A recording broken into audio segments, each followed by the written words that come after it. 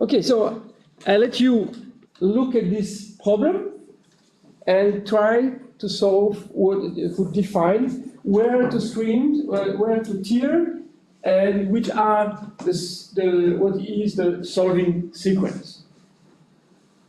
Okay, so let's try to do it.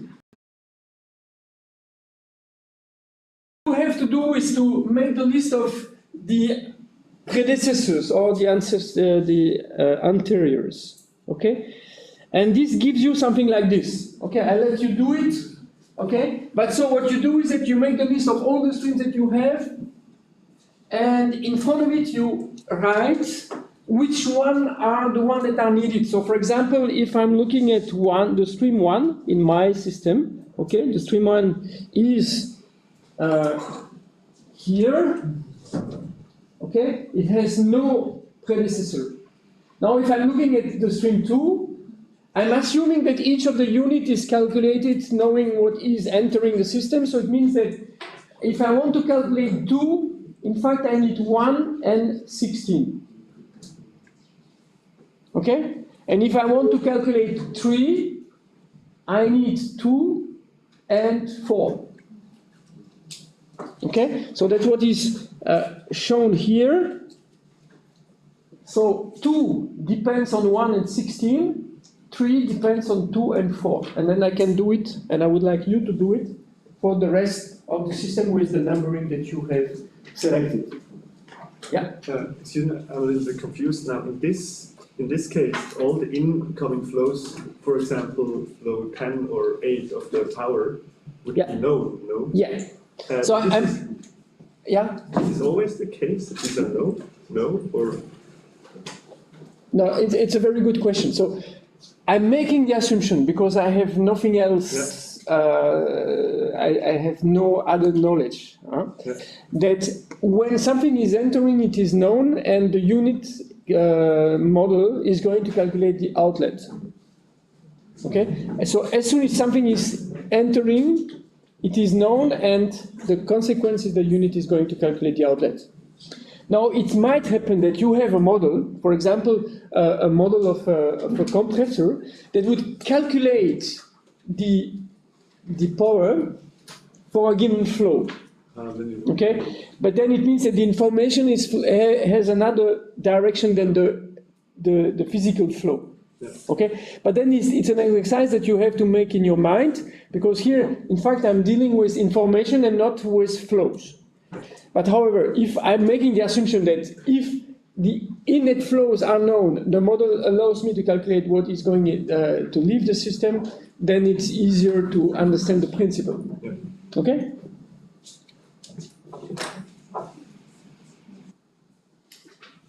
Okay, so do you have questions? Because then we can go to the next step. Okay? The next step is starting from this list, then start to suppress the streams that have no interior. So what we can see is that, for example, the number 1 has no interior, so it means that the 1 is known, meaning that I can suppress it. Everywhere where I see 1, I can suppress it. The same for 8, for 10, and 12 here. Okay, so those are in fact the power flow in the two compressors and the flow, the inlet flow here. So it means I can suppress. Each time I see 12, I suppress 12. So here and here, 12 is suppressed. Okay. Each time I see 8, I'm suppressing 8. Each time I see 10, I'm suppressing 10. Okay. Which means that I have now a list of streams. So 1, 8, 10, 12 that are known, and a new list of predecessors. Okay? So now, knowing this, then you can start to apply, to apply the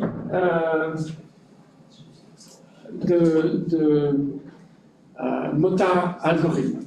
And what is the next step of the Motard algorithm? The next step is to say that each time I have a situation like this, where we can see that 2 is depending only on one predecessor, 16, okay? So it means that each time I see 2, I can replace 2 by 16, okay? I see 2 here, I see 2 here, so I can replace it by 16, okay? The same, each time I see 4, I can replace it by 7. I can replace 4 by 7 here and here, okay? Each time I see 6, I can replace it by 5. Okay? Each time I see 9, I can replace it by 11. Each time I see 11, I can replace it by 14. Each time I see 13, I can replace it by 14. Each time I see 14, I can replace it by 15. And each time I see 15, I can replace it by 16. Okay?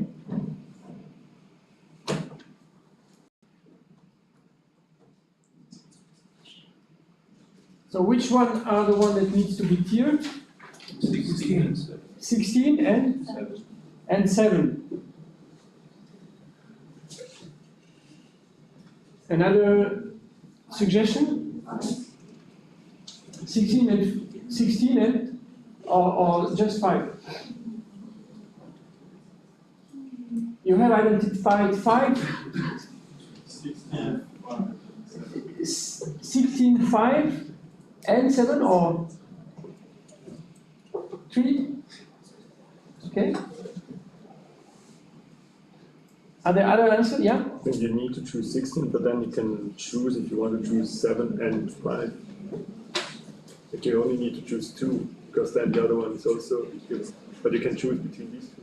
Okay, so this is important because there is more or less everyone is agreeing about 16, but there is a question about 5 and 7. Okay, so let's see what I have identified. Okay, so I have made the substitution that I just explained. Okay, and what we can see if we reshuffle a little bit is that at the end we see that 16 is depending on 16. So by definition, this is a loop. Okay. Now it means that I can replace 16 everywhere.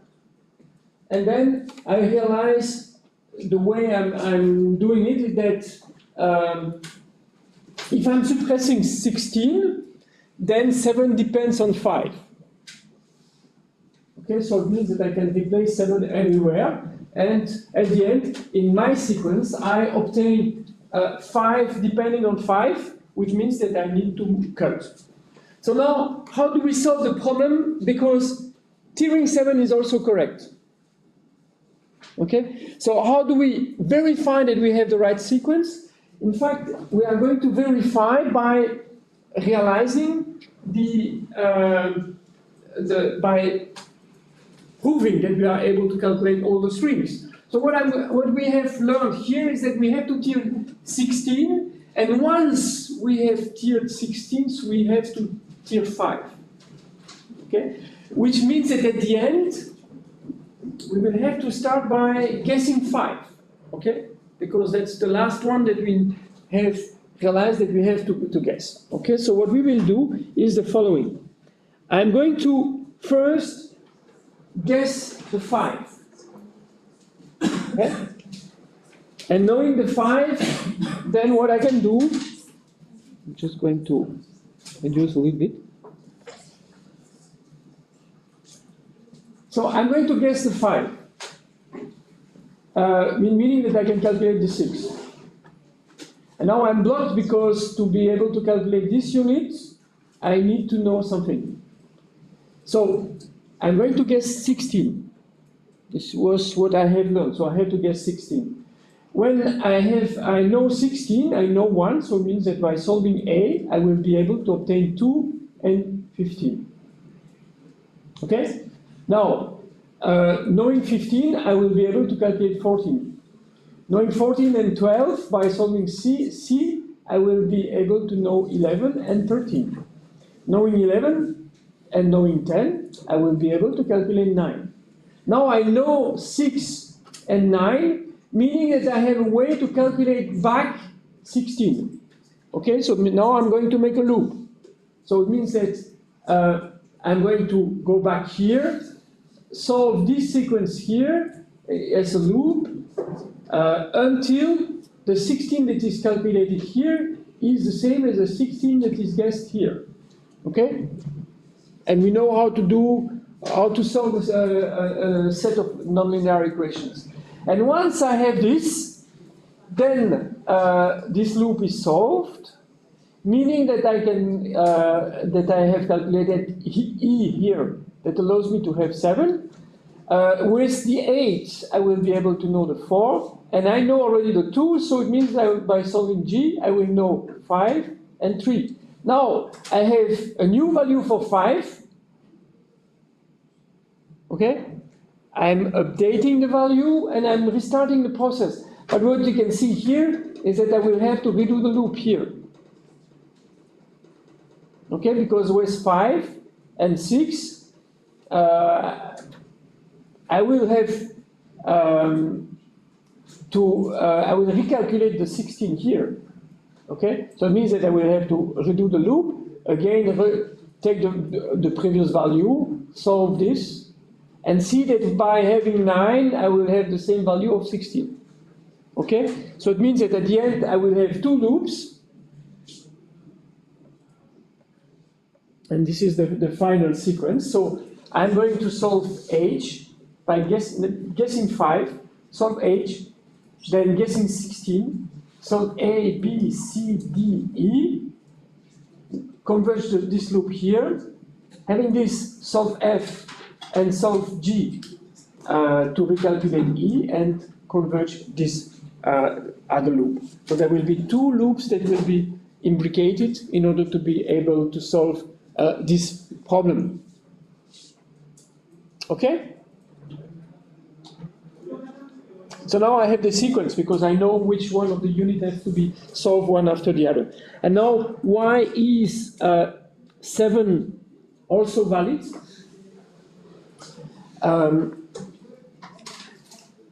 No, indeed it is not valid. 7. No, 5 is the only one. Yeah. Because I need the value of 16 to calculate 2, so it means that I cannot solve this loop without knowing this one. So the 5 is the one that needs to be solved. But this is the reason because we need 2 different how it's called not streams, the other either heat exchanger or unit, another unit. Because now the 7 and the 16 would come out of the same unit. Yeah, they come out of the same unit. That's why. But they need, in order to calculate 7 and 16, okay? Yeah. I need to know the 6 and the 9. Yeah, but my question is just because if you just look at the algorithm, you cannot say before if 7 or 5 works. My question is the reason because they come out of the same unit? No, the reason why it will not work is that if I'm starting from, let's assume that I'm guessing here the 7, okay? I will be able to obtain the 4, but I will not be able to calculate the 5 because I need the 2 that depends on the 16. But the 16 is also guessed. Huh? The 16 is also guessed. Yeah, but then, I think. Yeah, perhaps the alternative would be to start with 16 then. Yeah. As the major loop. So it means that I will start here, but no, I will be blocked here. So it means that if I'm starting with the 5, then I have 2 loops that can be solved one after the other. If I'm starting with the 7, then I cannot do it. I need to guess at the same time 7 and 16. Okay? Because they are. If I'm guessing this one, I will be blocked here because the value of 2 depends on 16. Okay? While if I'm starting here, then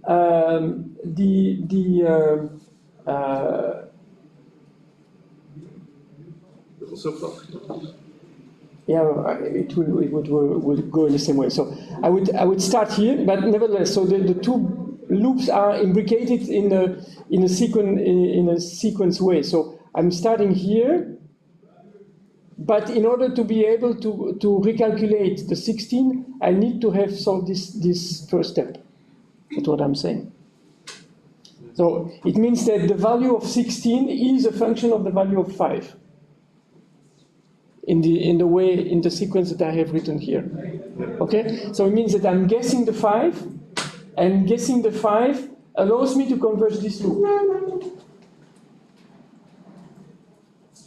That's why there are the two loops are imbricated. And that's why also I was hesitating to say that the 7 is also valid. Because, of course, if I'm starting here, I will be blocked here. No. The 5 is correct, so, and the 7 is not equivalent.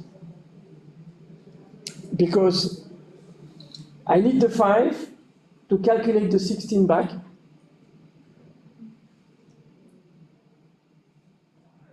And I will not have a dependence of the 16 as a function of the 7.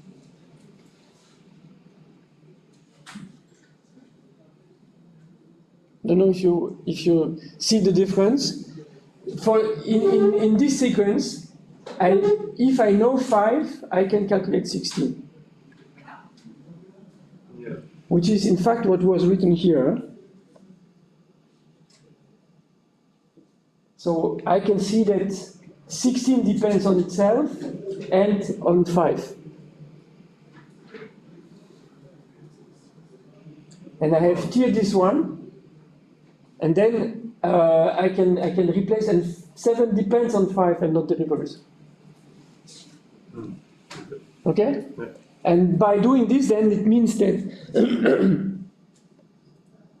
the sequence is really this one. Huh? So it's you guess 5, and then you converge 16, and 16 is a function of 5, and then you will have the second loop. It is going to calculate the value of 5 here, and that leads to to solve the inner loop here, to calculate the 16. So each time, for each value of 5, you will have a converged value of 16.